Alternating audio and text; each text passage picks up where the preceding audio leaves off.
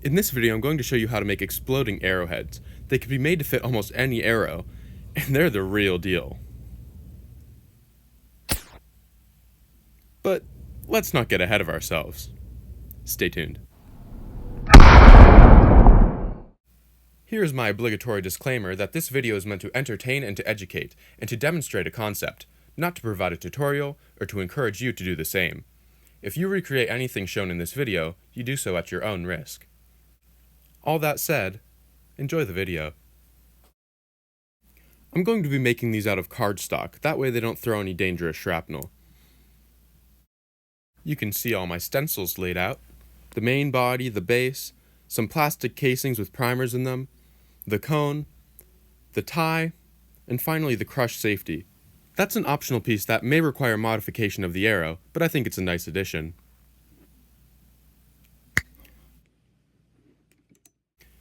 Starting with the arrow, you can see that the tip has been cut off and a nail has been installed in the front. It's simply glued in place with hot glue. And then on the back you can see that some duct tape has been wound up to make it fit to be fired from the apparatus used in this video, linked here. It's also used in the other video, which was comparing mass and velocity, and both of those will be linked in the description. As I mentioned earlier, you can just use a normal arrow with a field point, and you would simply omit the crush safety. In so doing, you of course forego that layer of protection. There are the dimensions of the crush safety, but the dimensions depend on how the nail was installed in the arrow, so your results may vary. I'm simply wrapping it around a matchstick to make it the desired shape. And there you can see what it looks like. The purpose of the crush safety is to make sure that the inertia of the arrowhead does not prematurely set off the primer during the acceleration when fired from the airgun. I don't anticipate this to be a problem if you're using, say, a longbow or a recurve. Next up is the cone. There you can see the dimensions. And the entire reason that it is a cone is just for aesthetics, and if you're making a bunch of these, you could just use a simple plug. The first couple wraps of the cone have to be rolled very tightly, or else it simply won't work, so here you can see I'm trying to soften up the cardstock to make that possible. The friction between the layers of paper is enough to have it keep its shape with a little piece of tape at the end to secure everything. However, I do suggest on the cone and on the main body of the arrowhead to use glue in between the layers of paper. That'll just make them a little more weather resistant and also perform a little bit better.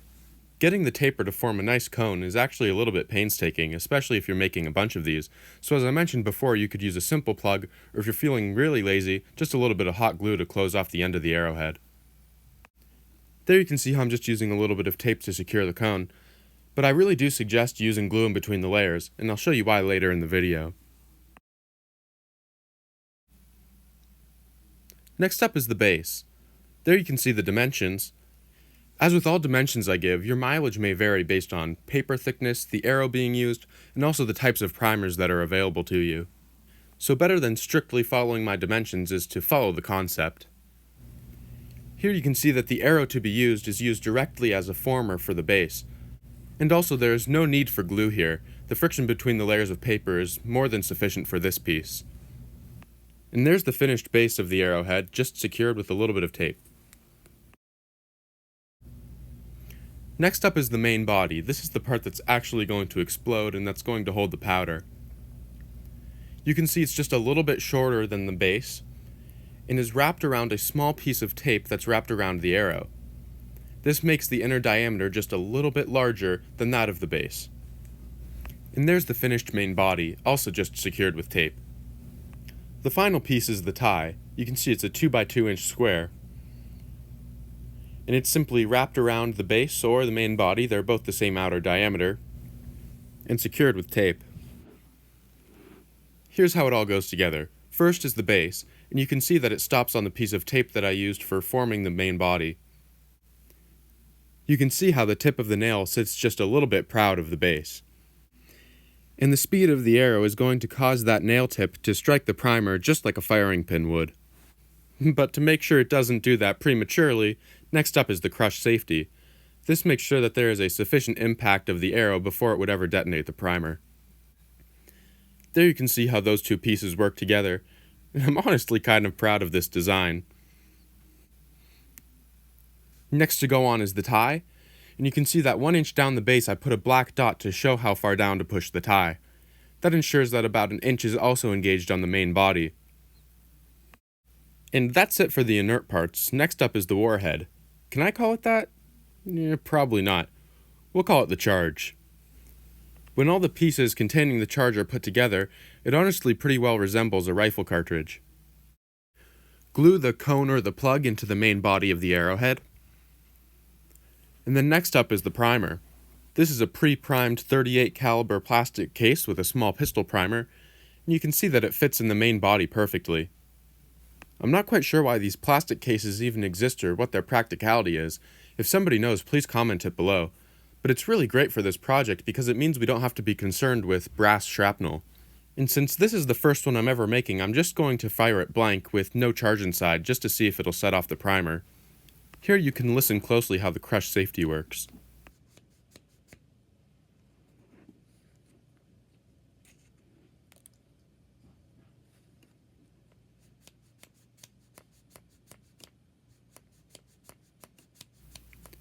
Note the higher sounding pitch of the metal on metal contact compared to the metal on paper contact when the crush safety is installed.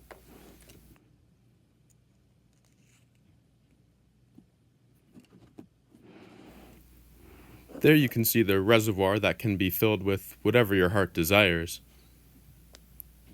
and how the primer fits right inside. Obviously this part is disposable, and so is the tie, as well as the crush safety. There's a chance that the base can be reused depending on what you use in the main charge. Heck, you could even fill it with flour or colored chalk or something of the sort to make these backyard friendly. I purposely made these less than .55 caliber so that they could fit all the way down the barrel of my airgun. And I fired it this way during the test fire, and it did not detonate the primer. But all things considered, I think the chances of it getting hung up in there are too high to take the chance. Just let it sit proud.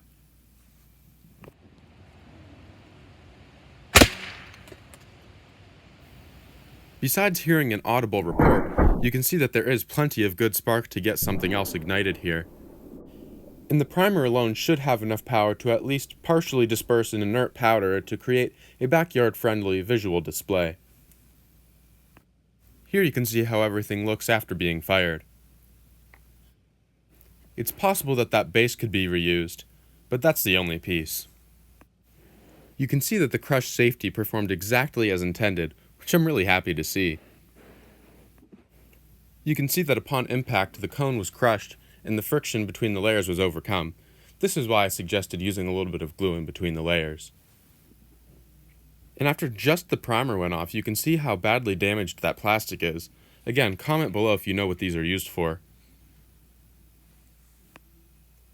In this video I'm using this airgun to propel these, but of course this is not necessary. Any kind of bow could do. I suggest that if you're using a crossbow or a powerful compound, or honestly anything with a very rapid acceleration cycle, that you utilize the crush safety design. A 5-second paint job with a rattle can brings these to a whole other level. In an upcoming video, I'll test all different kinds of these with all different types of charges. I'll fire them from a longbow as well as from my airgun. I'll fire them way up in the air, and I'll even try to light a fire with them. So be sure to subscribe if you don't want to miss that. And in the meantime, I have some other really good videos coming out soon. I'm excited for them. The red one and the non-labeled one are filled with 2F GoX, and the spicy one is labeled accordingly. Now let's get to the test. Up first is the 2F GoX. I forgot to take off the safety. In hindsight, I think I should have chosen 4F. Alright.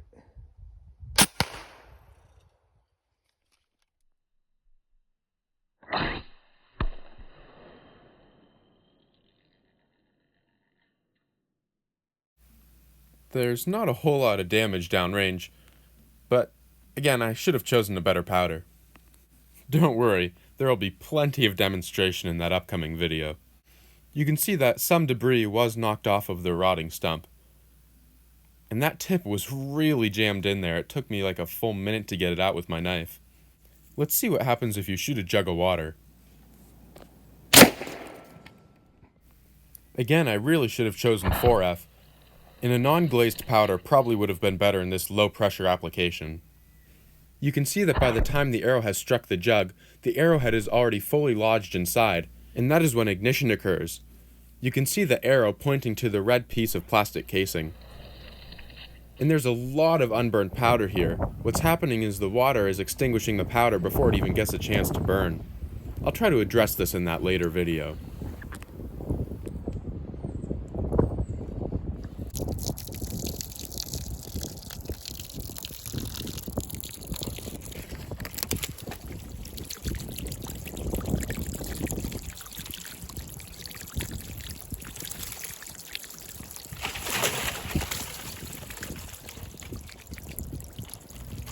There you can see all that unburned powder I was talking about. Kind of a bummer. See the primer. And here's where these really shine. Here's that clip I teased in the beginning of the video. Ready? Yep.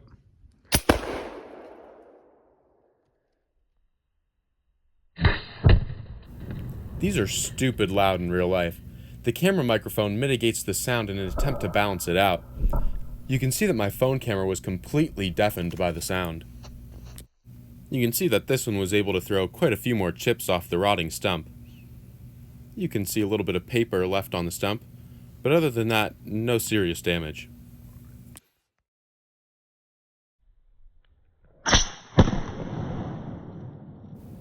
Well, that's all I have for you today. If you enjoyed this video, please give it a like and consider subscribing. I thank you for sticking around till the end, and I hope to see you next time. Thanks.